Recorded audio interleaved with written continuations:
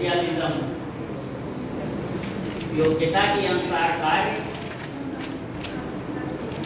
और आवश्यकता के अनुसार जो है पारिश्रमिक। आप योग्य हैं, डॉक्टर हैं जो है, आप ठीक है चिकित्सा करिए जो है, लेकिन आपको पारिश्रमिक केवल जितनी आपकी आवश्यकता है, आपके परिवार का भरण पोषण चल सके जो है, उतना ही होनी चाहिए।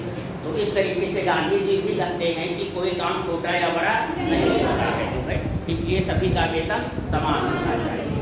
लेकिन इससे जो है समाज में प्रोत्साहन में गिरावट आएगी। जो योग्य है, जो अधिक कार्य कर रहा है, उसको अधिक पैसा मिलना चाहिए।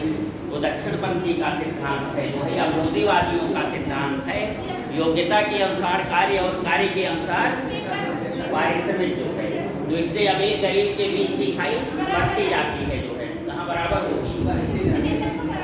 बराबर को जो है मार्क्सवाद और वामपंथ में होगा, आवश्यकता के अनुसार कार्य। तो कार्य के अनुसार कार्य जो है, कोई इम्पॉर्टेंट कर रहा है उसका वेतन अधिक होता जाएगा, और ना ही लकड़हारा का काम कम इम्पॉर्टेंट माना जाता है, या किसान का तो वो कम वेतन पाएगा, तो खाई बढ़ेगी पूंजीवाद। तो समाजवाद गिरगिट की तरीके से रंग बदलता है, मतलब हर कोई जो है अपने को समाजवादी करना चाहता है। तो समाज पूंजीवादी मतलब कल कारखाने, फैक्ट्रियाँ, उद्योगों का जो है जमाना जो है, मार्केट इकोनॉमी जो है, मार्केट में छोड़ दिया जाए किसी को, जैसे डार्विन का सिद्धांत था जो है, संघर्ष का सिद्धांत डार्विन का जो है। तो मार्केट में खुले आसमान में सब लोग संघर्ष करें, जो आगे निकल जाए आगे, जो पीछे निकल जाए वो मर जाए, खत्म हो जाए, कोई बात नहीं जो है। जबकि समाजवाद या मार्क्सवाद जो है संरक्षण की बात करता है। तो दक्षिणपंथी पूंजीवादी, वामपंथी समाजवादी। कहाँ से इसकी ओरिजिन हुई थी ये भी बताया गया था जो है। फ्रांस की क्रांति के बाद जब लोकतंत्र की स्थापना होने लगी, तो नियम नियमावली पर विचार करने के लिए ऐसे ही आम बैठक हुई। तो जो अमीर लोग थे, ठीक ठाक कपड़ा पहने थे, वो गरीबों के बीच नहीं बैठना चाहते थे, इकट्ठा एक तरफ बैठ गए, दाहिनी तरफ स्वाभाविक रूप से ऐसे ही रैंडम, और एक बाईं तरफ बैठ गए जो गरीब। तो गरीब में वामपंथी होगा, वो जो है मार्क्सवादी विचारधारा का, तो उनको वामपंथी कहा जाने लगा, इनको दक्षिणपंथी। और वहीं से ये डेवलप होते हुए जो है पार्टियों में आई, और हर देश में जो है लगभग दक्षिणपंथी और वामपंथी पार्टियाँ हैं जो है। इंग्लैंड में वो टोरी है, रिपब्लिकन और कंजर्वेटिव जो है अमेरिका में है।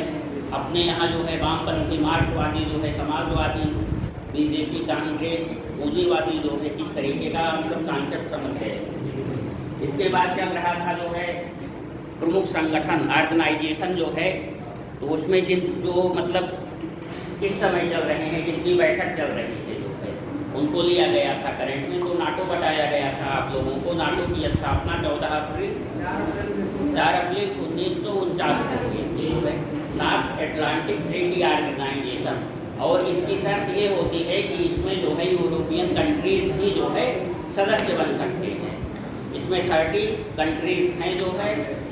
और यूक्रेन का विवाद, यूक्रेन रसा का जो विवाद चल रहा है, अच्छी तरीके से समझ गए होंगे कि क्यों चल रहा है ये विवाद जो है, ये नाटो के लिए ही चल रहा है मेनता।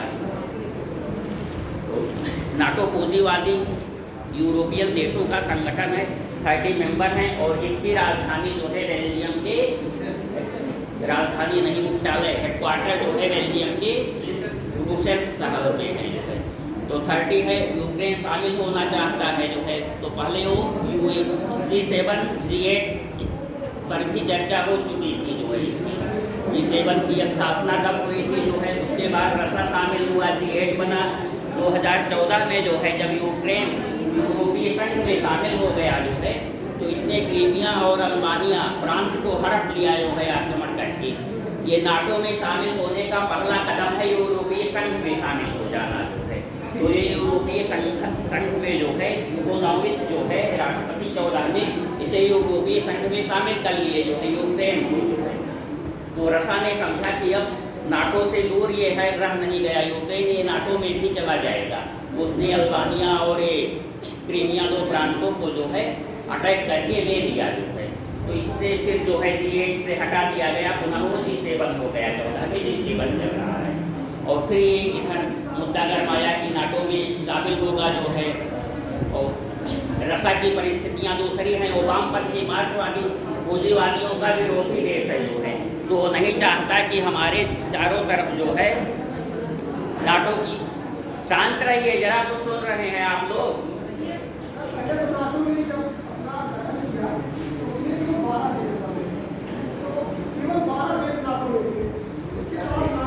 तो संख्या बढ़ती जा रही है।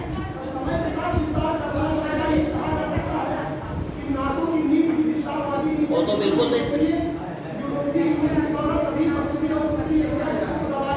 तो बिल्कुल जो है विस्तारवादी नीति है, दोनों की ही, दोनों तरफ की, दोनों ध्रुवों की अपनी शासन सत्ता जो है, शक्ति को बढ़ाना जो है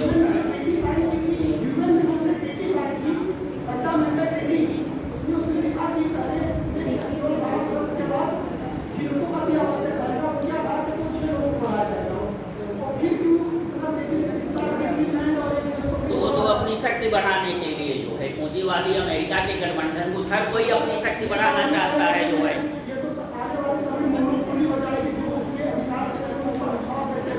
तो वो तो दोनों ही चाह रहे हैं, दोनों पक्ष की मोनोपाली को जो है, मोनोपाली कौन नहीं चाहता है, सशक्त कौन नहीं होना चाहता है जो है।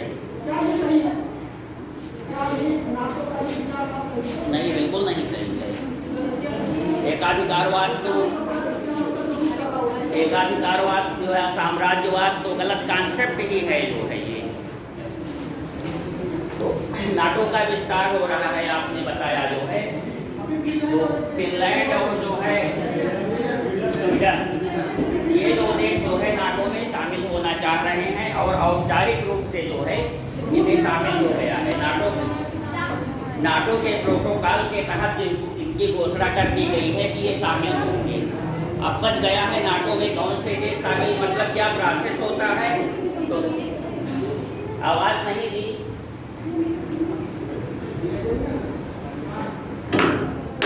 अब इसके बाद प्रोटोकॉल के तहत घोषणा हो गई कि ये दोनों देश शामिल कर लिए जाएंगे। अब जितने भी 30 कंट्रीज हैं नाटो में जो है, अलग अलग सभी देशों की संसद से जो है ये पारित होगा जो है कि हम स्वीडन और फिनलैंड को जो है नाटो में शामिल कर रहे हैं, एडमिट कर रहे हैं जो है। अगर कोई भी देश जो है, कोई भी कंट्री वीटो कर दे इसको कि नहीं शामिल किया जाएगा, कि इसमें से एक भी जो है मतलब इनकार कर दे कि स्वीडन या फिनलैंड को शामिल नहीं किया जाएगा, तो बिल्कुल ही नहीं शामिल हो पाएगा। ये वीटो पावर है। जैसे सुरक्षा परिषद में जो है 5 देशों को जो है वीटो पावर मिला हुआ है, और रसा हमेशा ही जो है बहुत सारे मैटर पर जो है वीटो अमेरिका के खिलाफ उपयोग करता रहता है। तो टर्की है, जैसे तुर्की जो है नहीं चाहता है अंदर से कि स्वीडन और फिनलैंड जो है नाटो में शामिल हो, और तुर्की जो है नाटो का सदस्य है, 30 में से एक सदस्य है, वो वीटो पावर लगाना चाहता है। क्यों लगाना चाहता है जो है तुर्की टर्की जो है नाटो का सदस्य देश है, वो स्वीडन और फिनलैंड के प्रस्ताव पर जो है वीटो पावर चाहता है कि ये देश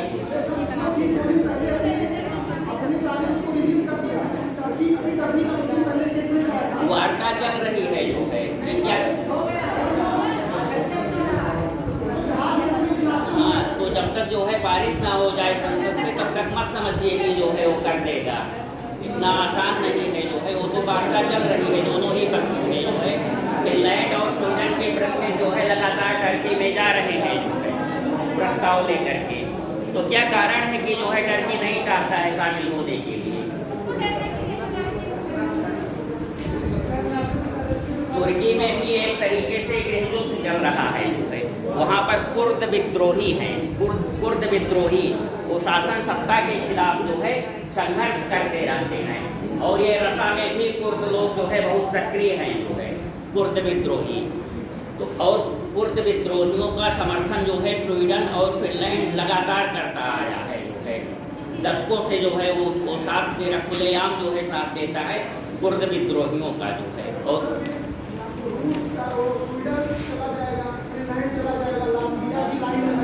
हाँ, बिल्कुल लगा हुआ है। तो शासन सत्ता का भी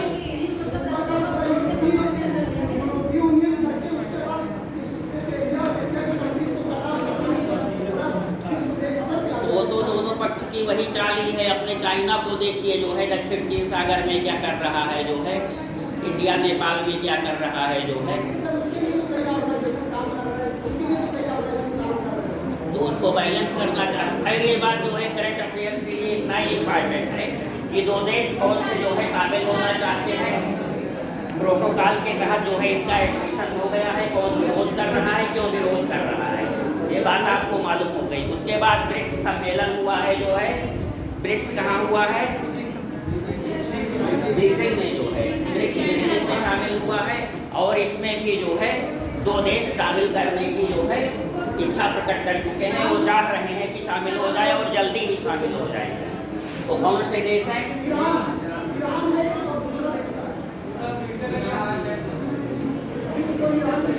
ईरान और अर्जेंटीना।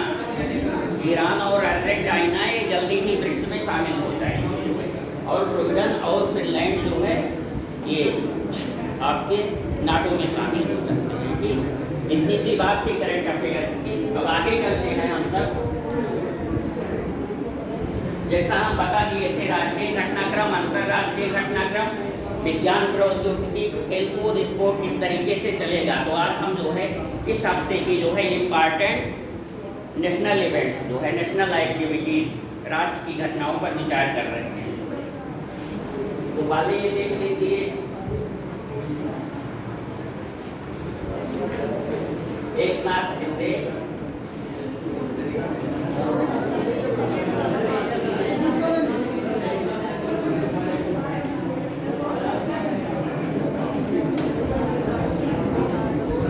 इसमें से कोई क्वेश्चन आने वाला नहीं है ज्यादा जो है इन दोनों प्रकरणों से। आदमी को, व्यक्ति को जो है कोई भी काम करे कभी हार नहीं माननी चाहिए, अपना जो है प्रयास करते रहना चाहिए। विषम से विषम परिस्थितियां आए जो है प्रयास जो है नहीं छोड़ना चाहिए, सफलता अंततः मिलती है जो है।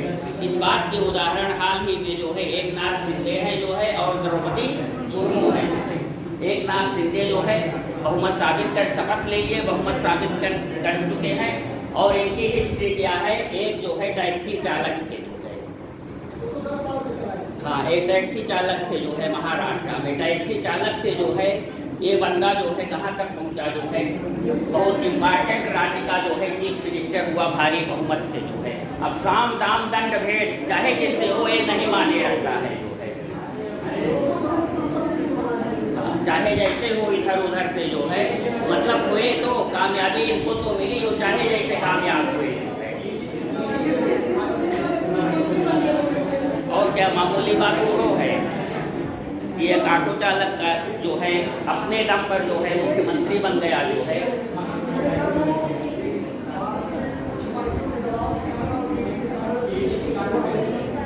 द्रौपदी मुर्मू को लीजिए, इनकी हिस्ट्री क्या है जो है, ये उड़ीसा की हैं, जनजातीय परिवार से ताल्लुक रखती हैं, उड़ीसा की जनजातियों में से है। ये पार्षद रह चुकी हैं, विधायक भी रह चुकी हैं, और उसके पहले जो है ये बिजली विभाग में कलर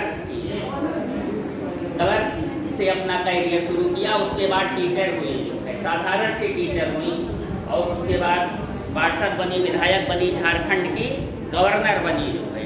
और आज क्या बनने जा रही है, 25 जुलाई को इनका शपथ ग्रहण होगा जो है। ये दुनिया के सबसे बड़े लोकतंत्र की जो है राष्ट्रपति बनने जा रहे हैं। तो ये भी प्रयास नहीं छोड़ी, आगे बढ़ती चली गई। अब ये छोड़ दीजिए कि कैसे बन रही हैं, क्या कर रही हैं, योग्य नहीं थी ये बात जी।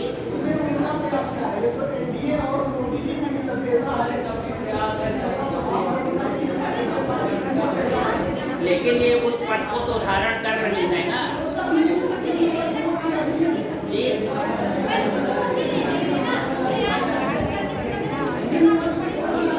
नहीं तो राजनीति में आगे बढ़ती रही, कुछ सोची होंगी हम आगे बढ़ेंगे जो है।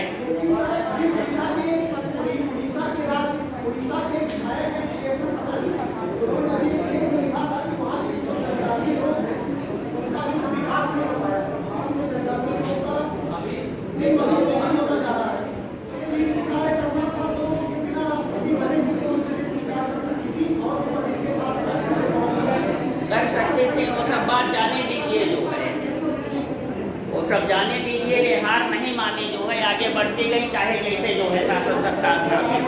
देखिए युद्ध राजनीति क्षेत्र ऐसे होते हैं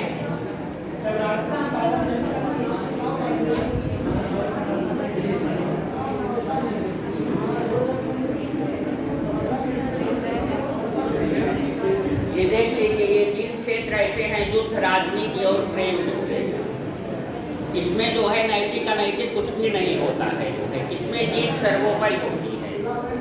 और ये हमारा आज का सेंटेंस नहीं है जो है, ये कृष्ण ने जो है अर्जुन को गीता में उपदेश दिया है। जब धर्म युद्ध चल रहा था, महाभारत भी देखिए, रामायण का भी युद्ध देखिए जो है, तो उसमें भी अनैतिकता की बहुत सारी बातें हैं।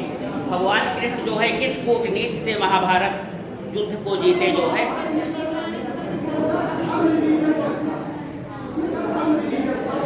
तो साध्य था ना धर्म साध्य था, लेकिन जो साधन थे जो है, साधन को देखिए बहुत सारे जगह पर कपट हुआ है जो है, धोखेबाजी बहुत सारे जगह महाभारत के युद्ध में हुई है जो है। तो यहाँ पर भगवान कृष्ण जो है अर्जुन को समझाते हैं कि युद्ध, राजनीति और प्रेम, ये तीन ऐसे क्षेत्र हैं जो है, इसमें जो जीता वही सिकंदर है, जीत ही सर्वोपरि है जो है, इसमें नैतिक अनैतिक की बात नहीं होनी चाहिए जो है। वो नैतिकता केवल जो है सिद्धांत की बात होती है, व्यवहार में चल नहीं पाता। भले गांधी जी कह रहे हो कि राजनीति को नैतिक होनी चाहिए, लेकिन वो केवल सिद्धांत है जो है, व्यवहार में वो लागू नहीं हो पाता है। ठीक, तो इसलिए जो है दोनों लोगों ने कभी हार नहीं माना और उच्चतम शिखर पर पहुंचे।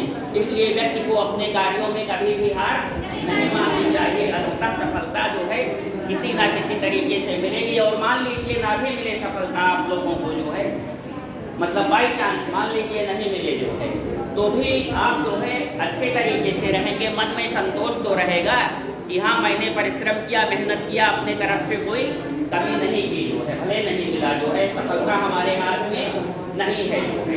कर्मण्येवाधिकारस्ते मा फलेषु कदाचित्, कर्म करना ही आपका केवल जो है मंथन होना चाहिए, और सफलता असफलता तो ईश्वर के हाथ में है, भगवान के हाथ में। ठीक, तो जब आप मेहनत करे रहेंगे, परिश्रम किए रहेंगे, तो संतोष होगा कि मैंने जो अपना कार्य था मैंने किया, भले नहीं मिला। लेकिन जब आप मेहनत ही नहीं करेंगे तो बाद में जो है असफल होने के बाद बहुत पछतावा होगा कि काश मैंने किया होता, पढ़ा लिखा होता जो है। तो इसलिए जो है आप तैयारी कर रहे हैं जो है, तो आप सब लोग जो है मन से तैयारी करिए जो है, जब तक शिखर पर पहुंच नहीं जाते।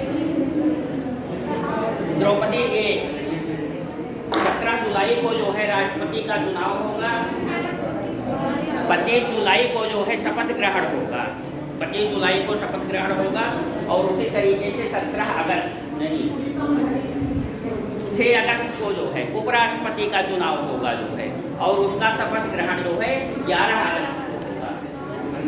हमेशा 25 जुलाई को ही राष्ट्रपति का शपथ ग्रहण होता है, ये हमेशा ही 25 जुलाई को जो है, ये चला आ रहा है 1977 से जो है। नीलम संजीव रेड्डी ने जो है 25 जुलाई 1977 को शपथ ग्रहण किया था, तब से जो है कॉन्टिन्यूअस 25 जुलाई आ रहा है। हर राष्ट्रपति का कार्यकाल 24 जुलाई को समाप्त हो जा रहा है, 5 साल पूरे हो जा रहे हैं। जो 25 को ग्रहण करेगा शपथ, वो 24 को उसका कार्यकाल समाप्त होगा जो है।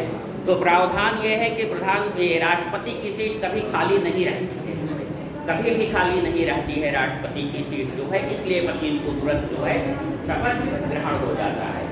और बाई चांस जो है ये किसी की डेथ नहीं हुई है राष्ट्रपति पीरियड में जो है, 1977 की इधर जब से नीलम संजीव रेड्डी जी हुए हैं जो है, 5 साल कार्यकाल जो है सबका चलता रहा है जो है, इसलिए वो ऑटोमेटिक 24 जुलाई को समाप्त हो जा रहा है, 25 जुलाई को शपथ ग्रहण हो रहा है। राष्ट्रपति, ये क्वेश्चन पूछा जाता है जो है अधिकांशतः परीक्षाओं में जो है, क्रम, राष्ट्रपतियों का क्रम जो है पहले से लेकर के तो, और ये बड़ा डिफिकल्ट होता है, ये याद करना भी। राष्ट्रपति प्रधानमंत्री के कार्यकाल क्रोनोलॉजी जो है अक्सर पूछे जाते हैं एग्जाम में जो है, लेकिन इतने अधिक राष्ट्रपति प्रधानमंत्री हो गए हैं कि उनका क्रम अनुसार सीरियल से जो है याद होना कठिन समस्या होती है। तो दूसरी महिला है और पहली आदिवासी महिला है राष्ट्रपति बनने वाली राजेंद्र प्रसाद।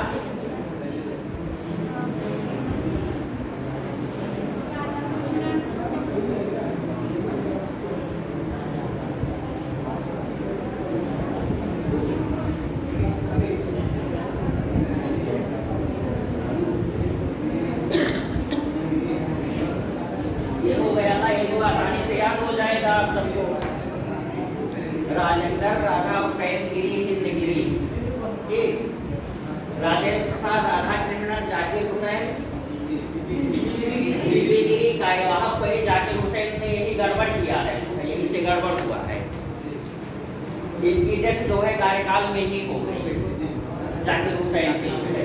तो ये कार्यवाहक राष्ट्रपति बने, ये बीबी गिरी जो है कार्यवाहक राष्ट्रपति बन गए।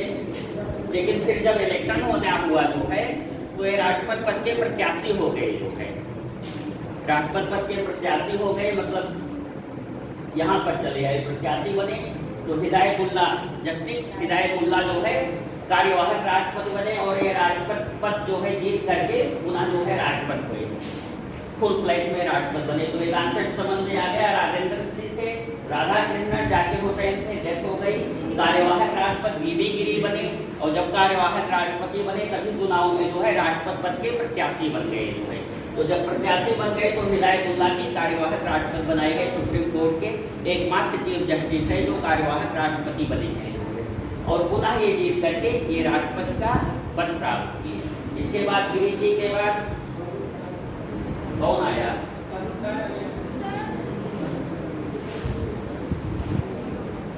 फखरुद्दीन अली अहमद। ये फिर गड़बड़ करते हैं, इनकी फिर ड्रेस जो है कार्यकाल में ही हो जाती है। यही दो राष्ट्रपति हैं जो है जाकिर हुसैन और फखरुद्दीन अली अहमद। ये भी क्वेश्चन आ चुका है कि ऐसे कौन से राष्ट्रपति हैं जिनकी जो है डेथ कार्यकाल में हुई है। तो दो ही राष्ट्रपति, एक जाकिर हुसैन और एक फखरुद्दीन अली अहमद। जब्ती के बाद कौन है?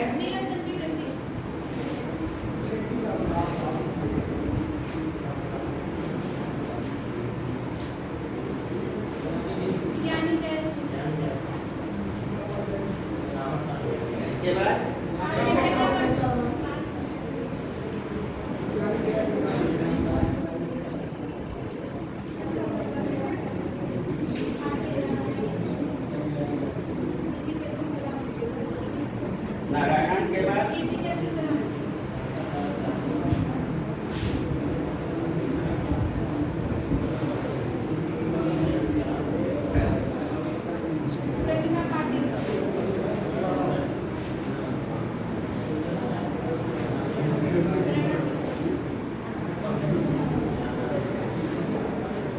इस तरीके से आप याद कर सकते हैं। राजेंद्र राधा हुसैन गिरी हिंद गिरी, राजेंद्र राधा हुसैन गिरी हिंद गिरी।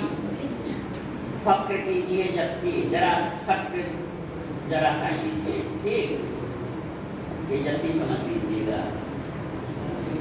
नीलाचल में वेंकट शंकर और नारायण रहते हैं यहाँ लिखी। नीले जल में वेंकट शंकर नारायण, ये तीनों एक ही नाम है ना, वेंकट शंकर नारायण रहते हैं। और कलाम की प्रतिभा को ये सभी प्रणाम करते हैं। तो इस नहीं तो याद नहीं होगा। इस तरीके से आप लोगों को बहुत ट्रिक बनाने पड़ेंगे, बहुत सारे स्थान प्लेसेस पर। अब ये याद कर लेंगे तो कभी नहीं भूलेगा आपको जो है, 10 साल 15 साल तक नहीं भूलेगा। तो इस तरीके से अपने आप से कुछ इधर उधर करके जो है ट्रिक बनाया करिए जो है, जिससे बातें भूले ना। वरना इतनी चीज़ें याद करनी रहती है, इतनी याद करनी पड़ेगी कि बहुत सारे जो है फैक्ट भूल जाएंगे। तो ये हो गया उपराष्ट्रपति उपराष्ट्रपति के बारे में।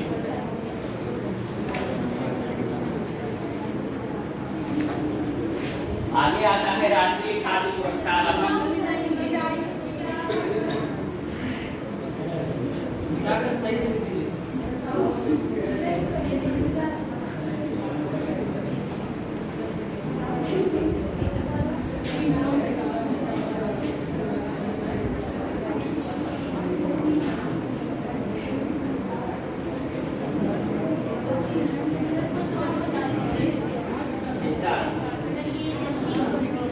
बीबी जब्ती,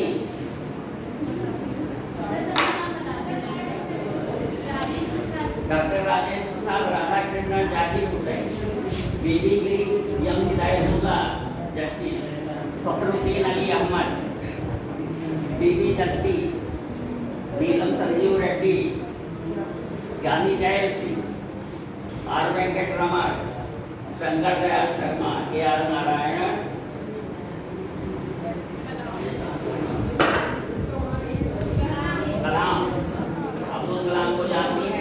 पाटिल। और उसके बाद प्रणब मुखर्जी, जो इस समय है बताने की जरूरत है नहीं, वो तो सब लोग जानते हैं जो बाद में आए। इसके बाद होगा। बाद में आप सब पढ़ते रहेंगे, वो आज याद हो जाएगा, नाम जो है उंगलियों पर रहेगा।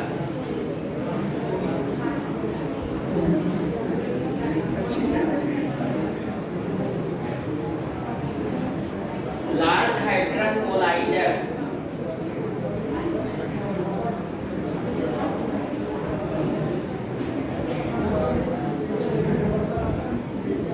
इसका नाम आप लोगों ने सुना है?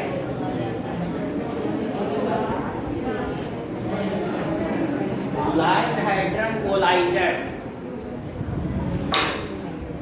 ये 2001 मतलब यूरोपीय यूनियन की या यूरोपीय देशों की एक संस्था है, सर्न जो है वो एटम के क्षेत्र में रिसर्च करती है। सन एक संस्था ये है, इंडिया भी अपना मेंबर है उसमें जो है, सर्न। तो मतलब 2012 में ये प्रैक्टिकल कर रही थी कि पृथ्वी की उत्पत्ति कैसे हुई उसको समझा जाए, जो है प्रैक्टिकली उसको समझा जाए जो है। तो आज तक जो है जो धरती या जीवन की उत्पत्ति का सिद्धांत है, जो है मान्य सिद्धांत है, ज़्यादा हद तक माना जाता है, वो बिग बैंग थियरी है। बिग बैंग थियरी कि समस्त भौतिक पार्टिकल और एनर्जी जो है एक पॉइंट के रूप में जो है संगठित थी, सब पहले जो है एक पॉइंट के रूप में थी। उसके बाद कुछ घटना हुई जो है और महाविस्फोट हुआ और उसमें फैलाव हुआ जो है, धीरे धीरे फैल करके जो है ये उसी में से पृथ्वी की उत्पत्ति हुई, जो है बारिश वगैरह हुआ, जीवन की उत्पत्ति। तो महाविस्फोट का सिद्धांत बिग बैंग थियरी जो है ये काफ़ी हद तक जो है स्वीकार्य थियरी है आज जो है। तो उसी बिग बैंग थियरी को जो है, बिग बैंग थियरी को कैसे देखा जाए, मतलब प्रैक्टिकली कैसे अनुभव किया जाए, मतलब पृथ्वी या जीवन की उत्पत्ति कैसे हुई थी, आइए इस बात को देखा जाए। तो इनकी संस्था सर्न जो है ये प्रैक्टिकल कर रही है large hydrant collider. Large hydrant collider एक ये महामशीन है जो है, बहुत बड़ी मशीन है, बहुत ताकतफुल मशीन है जो है। तो ये इसका नेतृत्व मेन रूप से स्विट्जरलैंड कर रहा है, स्विट्जरलैंड कंट्री जो है, और बहुत से सारे देश इसके मेंबर हैं जो है। तो ये बिग बैंग थियरी को जो है प्रैक्टिकल करके जो है देखना चाहते हैं। तो एक हिग्स बोसान, नाम सुने होंगे आप लोग, हिग्स बोसान। हिग्स बोसॉन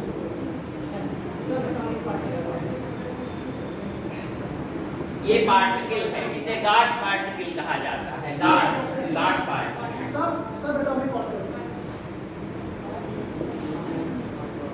गाढ़ मतलब जैसे सबकी उत्पत्ति हुई, ईश्वर नेचर भगवान जो है, तो उत्पत्ति ये माना जा रहा है बिग बैंग एक मतलब पॉइंट से उत्पत्ति हुई, वही पॉइंट जो है, वही पॉइंट क्या है ये सब खोज करके निकाले, उसका नाम दिए हिग्स बोसॉन।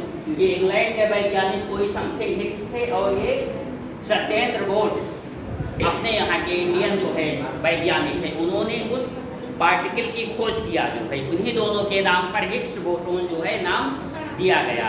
अब ये लोग चाहते हैं कि हिग्स बोसॉन को डेवलप करके जो है उसमें महाविस्फोट करा दिया जाए जो है, और उस प्रैक्टिकल को देखा जाए, जिससे आंखों से देखा जाए, मतलब प्रैक्टिकल रूप में देखा जाए कि आखिर पृथ्वी की उत्पत्ति किस तरीके से हुई रही होगी। ये तो बिग बैंग कल्पना बहुत पहले जो है वैज्ञानिक बता दिए, बिग बैंग सिद्धांत जो है, लेकिन उसे कैसे अनुभव किया जाए, प्रैक्टिकल रूप में कैसे समझा जाए जो है, और इससे बहुत से सारी जो है गुत्थियाँ आगे जा कर के सुलझेंगी। डार्क मैटर जो है, ये सारी परिकल्पनाएं, बहुत से सारे सिद्धांत इससे नए नए डेवलप होंगे।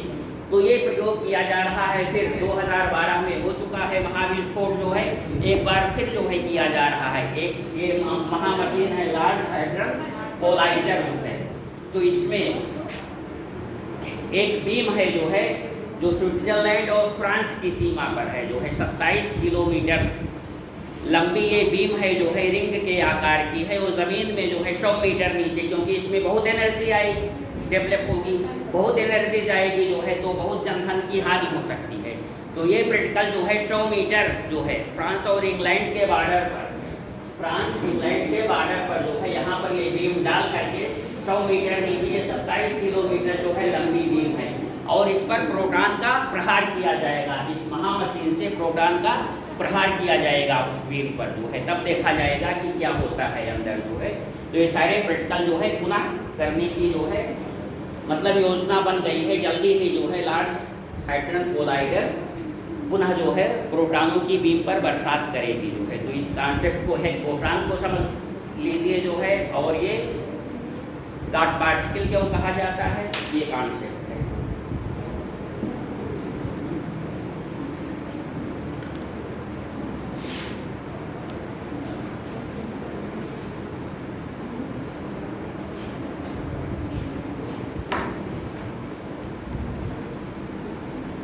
राष्ट्रीय खाद्य सुरक्षा अधिनियम,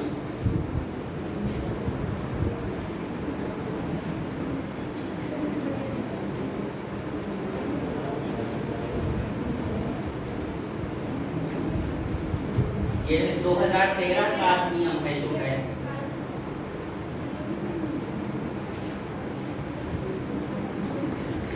ये व्यक्तियों के पोषण से संबंधित है। कोई व्यक्ति जो है कुपोषित ना रहे जो है, उसको भरपूर भोजन मिले जो है, इसकी स्कीम चलाई गई। 16 है क्या, ये 13 ही होगा।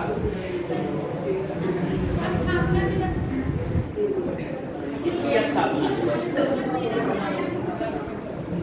ये 13 में ही है। राष्ट्रीय खाद्य सुरक्षा अधिनियम जो है, डेट वोट नहीं याद करने की जरूरत है, सन याद करिए वो जो है बहुत है। ठीक है, इसमें क्या है, 5 किलो अनाज प्रति फैमिली प्रति परिवार दिया जा रहा है। पीडीएस जो है यही है, राष्ट्रीय खाद्य सुरक्षा अधिनियम। खाद्य सुरक्षा जो है सबको मुहैया कराया जाए। इसमें 1 रुपये 2 रुपये 3 रुपये, 1 रुपये में मोटे अनाज है, 2 रुपये प्रति केजी जो है गेहूँ है, और 3 रुपये प्रति केजी चावल जो है वितरित किया जा रहा है। और ये लगभग जो है 75% जनसंख्या की कवरिंग है, लगभग जो है इससे पीडीएस से जो है। ये बहुत बड़ी योजना चल रही है। तो अभी रैंकिंग आई है पीडीएस की 2022 में जो है। पीडीएस का क्रियान्वयन करने वाले कौन से स्टेट जो है अपर रहे हैं, मतलब कौन से स्टेट जो है अपने यहाँ अच्छी तरीके से इसको लागू किए हैं। तो इसमें जो है इस रैंकिंग में जो है उड़ीसा फर्स्ट है, यूपी जो है सेकंड है, आंध्रा थर्ड है। ये रैंकिंग याद कर लीजिएगा, बहुत इंपॉर्टेंट, बहुत सारे इंडेक्स आते हैं। तो राष्ट्रीय खाद्य सुरक्षा अधिनियम को क्रियान्वयन करने में जो है 2022 में सबसे जो है नंबर 1 पर उड़ीसा रहा है, उसके बाद यूपी, फिर आंध्रा रहा है।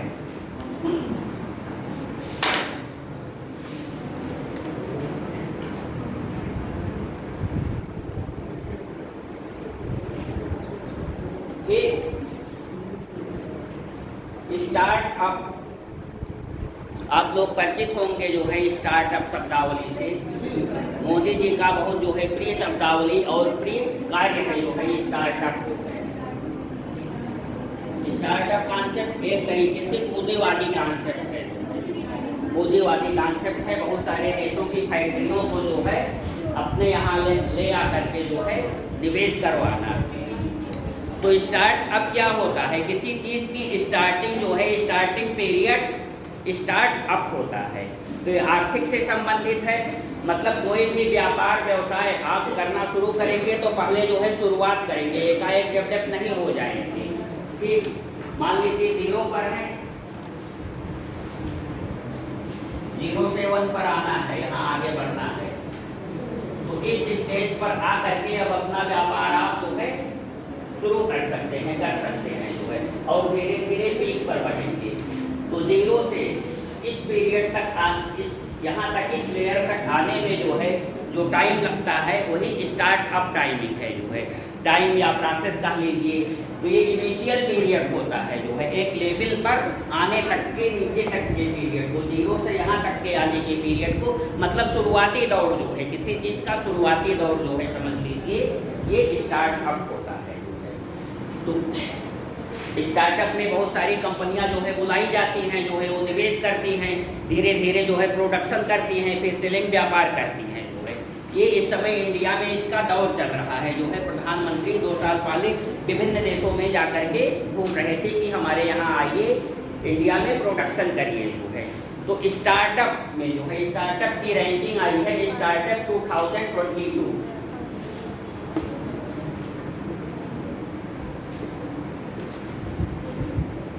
इसमें कौन सा जो है स्टेट फर्स्ट आया है?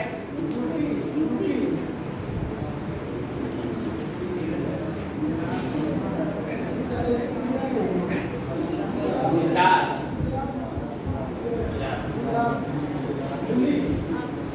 गुजरात, कर्नाटक और बंगलौर, अरे मेघालय।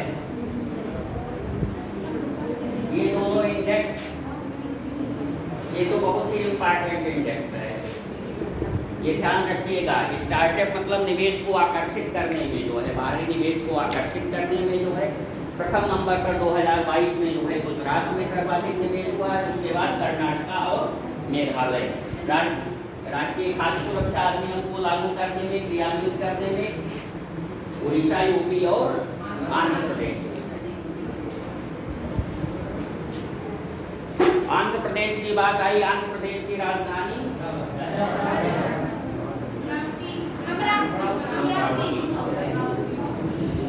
तेलंगाना स्टेट, तेलंगाना की राजधानी हैदराबाद जो है। हैदराबाद के सीएम जो है के चंद्रशेखर राव।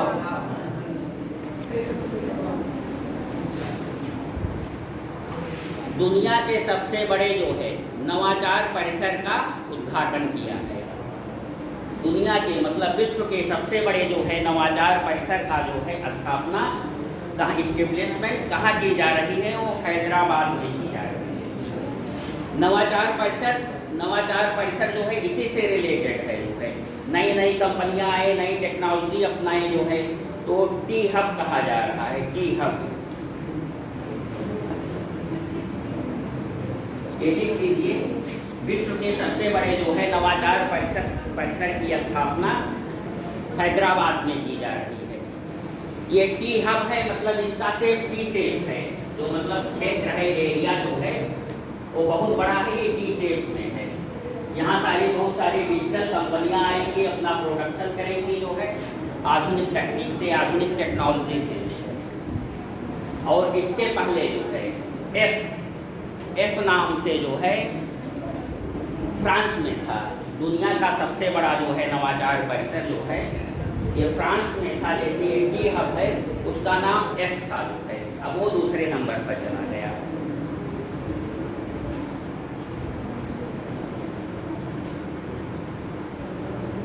यही हैदराबाद में ही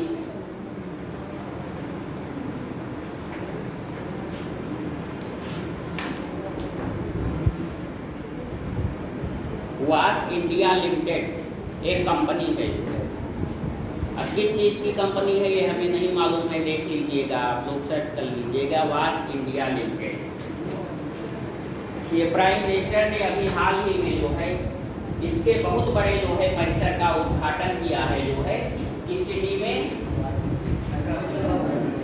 हैदराबाद में है, बंगलौर, संभवतः बंगलौर है, देख लीजिएगा, ये इम्पोर्टेंट है।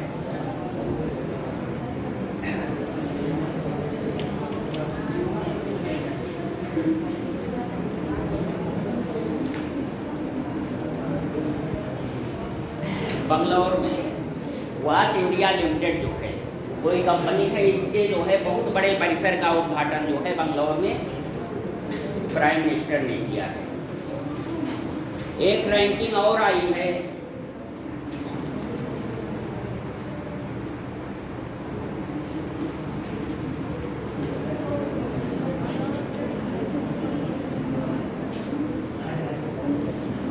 हाल ही में एक रैंकिंग और आई है कि दुनिया का मतलब छात्रों के लिए जो है सबसे अच्छा शहर जो है कौन सा है, दुनिया का कौन सा शहर जो है छात्रों के लिए, पढ़ने वाले स्टूडेंट कौन किस सिटी को लाइक किए हैं जो है सर्वाधिक, रहने के लिए, पढ़ने के लिए जो है, पढ़ने की दृष्टि से रहने लायक जो है दुनिया का कौन सा सिटी जो है नंबर 1 पर है? ये लंदन है। लंदन को जो है दुनिया के ज़्यादा से ज़्यादा छात्रों ने लाइक किया है। लंदन को जो है ये पढ़ने लायक, रहने लायक नंबर 1 की सिटी है लंदन जो है। और अपना इंडिया का मुंबई जो है भारत में तो पहले नंबर पर है मुंबई, लेकिन इस रैंकिंग लिस्ट में वो 103वें नंबर पर है। तो यदि भारत में पूछा जाए, भारत में जो है छात्रों के रहने लायक जो है सर्वाधिक उपयोगी शहर कौन जो है बताया गया है रैंकिंग में, वो मुंबई हो जाएगा। और ऑल ओवर वर्ल्ड की दृष्टि से देखें जो है तो लंदन है और मुंबई की रैंकिंग 103 है।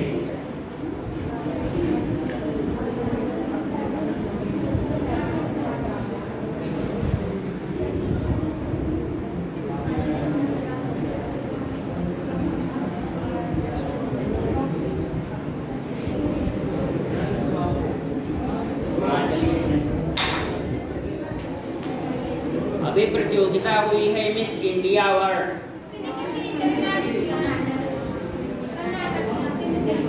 जिनी शेट्टी मिस इंडिया वर्ल्ड, जिनी शेट्टी कर्नाटक की हैं जो है, और यही मिस इंडिया वर्ल्ड जो है रिप्रेजेंट करेंगी आगे चल करके मिस वर्ल्ड को जो है, मिस वर्ल्ड और मिस यूनिवर्स। जैसे अपने यहाँ मिस इंडिया वर्ल्ड और मिस इंडिया यूनिवर्स होता है, वैसे इंटरनेशनल लेवल पर मिस वर्ल्ड और मिस यूनिवर्स होता है, मिस वर्ल्ड और मिस यूनिवर्स। मिस वर्ल्ड इस समय कौन है? इस समय की miss world, miss universe, miss universe Bharat की है जो है हरनाज संधू जो है, पंजाब की है मिस यूनिवर्स।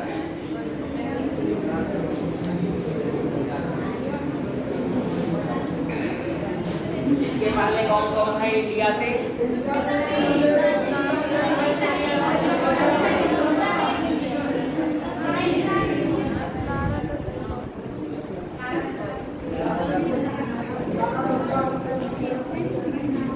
ये याद कर लीजिएगा, तीन सेम है जो है मिस यूनिवर्स में इंडिया से जो है।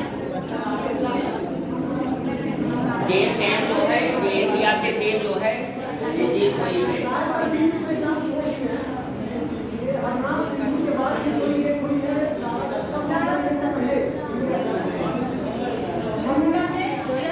ऐसा कोई नहीं है, देखिएगा आप फिर से, यही तीनों ही हैं, सीता लाला और ये जो है।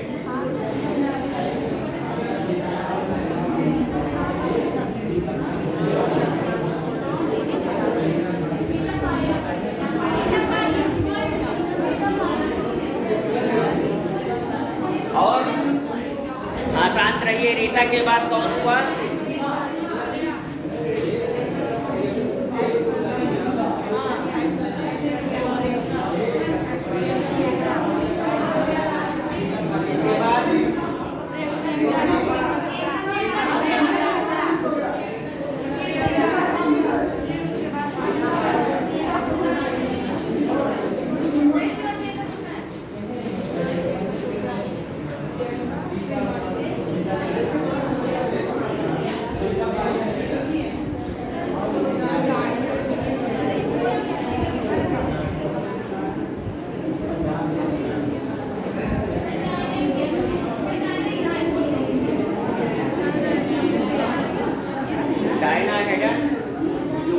इसके बाद प्रियंका चोपड़ा,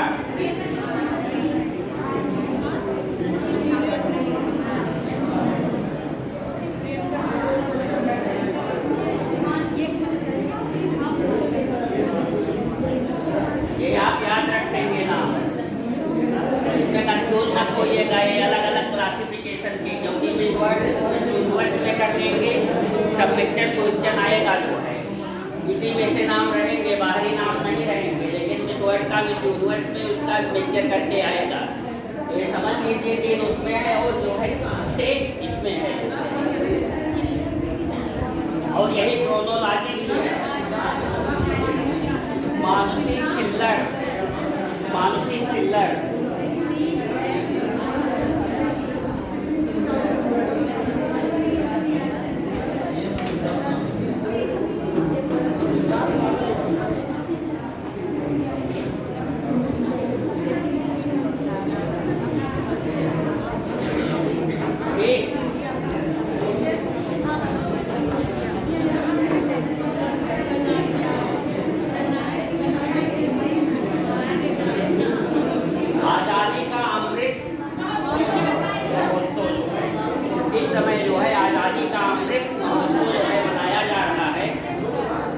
आज़ादी के 75 साल में हम चल रहे हैं और ये 15 अगस्त 1921 से जो है 22 तक रहेगा, जो है 15 अगस्त 22 तक जो है आज़ादी का अमृत महोत्सव चलेगा। और इसमें बहुत सारे कार्यक्रम आयोजित किए जा रहे हैं, बहुत सारी योजनाएं चलाई जा रही हैं। गांव में अभी देखिए जो है अमृत सरोवर, अमृत वन, ये सब भी स्थापित किए जा रहे हैं हर गांव में।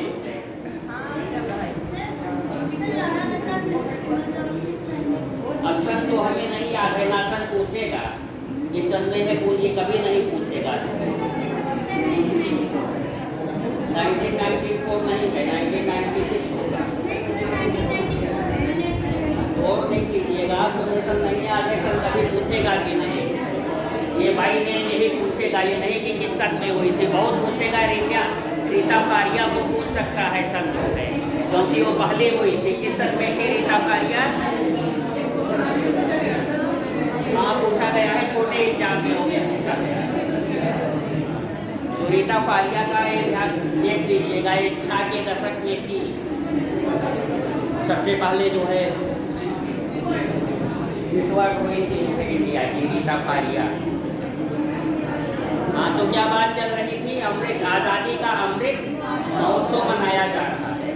और हाल ही में जो है किस देश, भारत ने किस देश को आज़ादी के अमृत महोत्सव के उपलक्ष्य में 75 एम्बुलेंस जो है और 17 बसें, स्कूल की बसें, 75 एम्बुलेंस और 17 स्कूल की बसें जो है गिफ्ट में दिया है नेपाल को। नेपाल की मित्रता को निभाते हुए जो है अभी मतलब जल्दी ही 2-4 दिन पहले ही ये गिफ्ट किया गया है। ये ध्यान दीजिएगा, ये सारे के सारे करंट अफेयर्स आपके एक हफ्ते के अंदर वाले ही रहेंगे। 75 वो संख्या नहीं पूछेगा, बस बसें और जो है स्कूल बसें एम्बुलेंस ज़्यादा रहती है। वैसे 75 एम्बुलेंस है और 17 बसें, ये चीज़ नहीं पूछा जाएगा कितनी कितनी बसें, पूछा जाएगा एम्बुलेंस और बसें किस मतलब देश को जो है डोनेट किया, इसने गिफ्ट किया है। तो नेपाल से जो है भारत का बहुत ही पुराना संबंध रहा है, जो है रोटी बेटी का संबंध इसे कह सकते हैं। और प्रधानमंत्री अटल बिहारी वाजपेयी ने कभी कहा था जो है कि हम दुश्मन को बदल सकते हैं लेकिन पड़ोसी को नहीं बदल सकते। तो हालांकि जो है नेपाल की हरकतें जो है वर्तमान में अच्छी नहीं है जो है।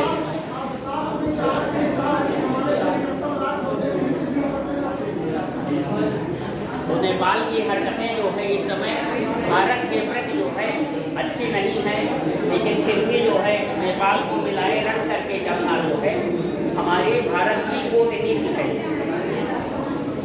तो इसलिए संबंध निभाया जा रहा है। प्रधानमंत्री मोदी अभी जो है 1 महीने पहले लुम्बिनी भी गए थे। तो नेपाल के प्रधानमंत्री कौन है?